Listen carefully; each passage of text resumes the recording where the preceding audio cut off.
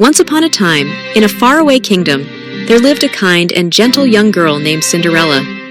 She lived with her wicked stepmother and two selfish stepsisters, who were jealous of Cinderella's beauty and grace. They made her do all the chores, sweeping, scrubbing, and cooking, while they spent their days in idleness and vanity.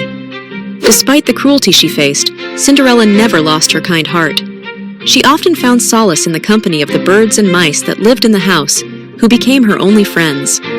She would hum and sing as she worked, her voice as pure as the morning dew. One day, a royal decree was announced. The king was hosting a grand ball for his son, the prince, and every eligible maiden in the kingdom was invited. The prince was seeking a bride, and the ball was the perfect opportunity for him to choose one. Cinderella's stepsisters were thrilled and immediately began preparing for the ball, buying new dresses and accessories. They taunted Cinderella, telling her that she would never be allowed to go. Cinderella's heart sank, but she still helped her stepsisters with their preparations, sewing and mending their gowns. On the night of the ball, after her stepmother and stepsisters had left, Cinderella sat by the hearth, weeping quietly. She longed to go to the ball, but had nothing to wear and no way to get there. Just when all hope seemed lost, a warm light filled the room. Cinderella looked up to see her fairy godmother standing before her. "Why are you crying, my dear?" the fairy godmother asked. "I wish to go to the ball, but I have nothing to wear and no way to go," Cinderella replied. With a gentle smile, the fairy godmother waved her wand. In an instant, Cinderella's ragged clothes transformed into a stunning gown of silver and gold.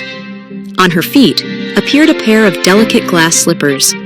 The fairy godmother then turned a pumpkin into a magnificent carriage and transformed the mice into horses and the birds into footmen. "Remember, my dear," the fairy godmother warned, "the magic will only last until midnight. After that, everything will return to its original form." Filled with joy, Cinderella thanked her fairy godmother and set off for the palace. When she arrived, everyone was captivated by her beauty, including the prince himself. He could not take his eyes off her and spent the entire evening dancing with her, enchanted by her grace and kindness. As the night wore on, Cinderella became so lost in the magic of the evening that she nearly forgot the fairy godmother's warning. Just as the clock struck midnight, she remembered and hurried away from the prince, fleeing the palace. In her haste, she left behind one of her glass slippers on the grand staircase. The prince was heartbroken, not knowing who the mysterious maiden was. He ordered a search of the kingdom, declaring that the girl whose foot fit the glass slipper would be his bride. The prince and his men visited every home, trying the slipper on every maiden in the land. Finally, they arrived at Cinderella's house. Her stepsisters eagerly tried on the slipper, but it didn't fit either of them.